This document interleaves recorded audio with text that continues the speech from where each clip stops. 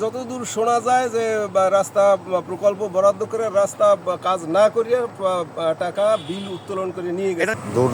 দুর্ভোগে আমরা এই 15 বছর পর্যন্ত ভুগছি, এখনো ভুগতে আছি। তো আমরা দাবি করে আসছি, কিন্তু অদ্যাবধি পর্যন্ত কোনো মন্ত্রী মহোদয় বা কোনো সরকারি কোনো প্রতিনিধি আমাদের কথার কোনো বাস্তবায়ন করে নাই।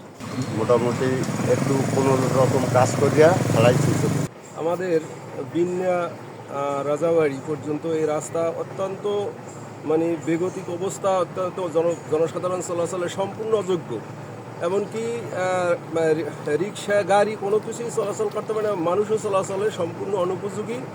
এখন অতি দ্রুত এই রাস্তার যদি সংস্কার করা না হয়, তাহলে এই এতদ অঞ্চলের মানুষ অত্যন্ত ক্ষতিগ্রস্তের মধ্যে, করুণ দুর্দশার মধ্যে। এই রাস্তা থেকে দুইটা জেলার, বিশেষ করে পিরোজপুর, তারপরে খুলনা, তারপরে বাগেরহাট, কয়েকটা জেলার মানুষ দৈনিক এখান থেকে যাতায়াত করে। তো এখানে রাস্তা থেকে দৈনিক কমপক্ষে 1 লক্ষের অধিক মানুষ যাতায়াত করে। এটা প্রায় 7 থেকে 8 বছর পর্যন্ত এরকম চলাচল যেতে পারে না। আচ্ছা, রোগীদের অবস্থা কি?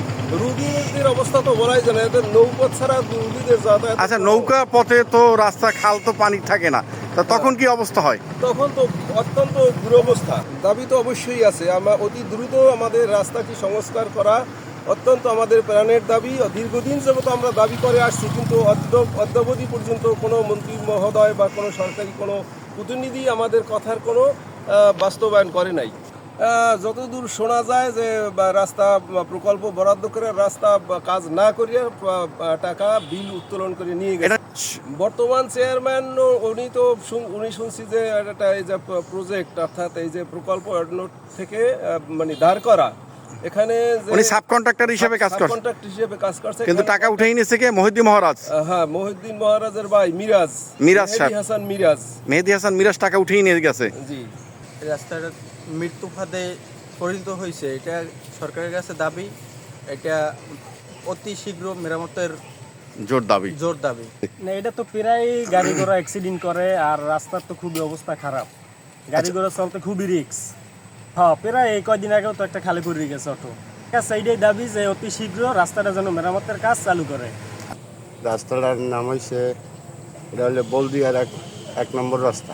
এটা শহীদুল হক জামাল সাহেব রাস্তা করে যাওয়ার পর, তারপর থেকে এই বেহাল দশা, দুর্ভোগে আমরা এই 15 বছর পর্যন্ত ভুগছি, এখনো ভুগতে আছি।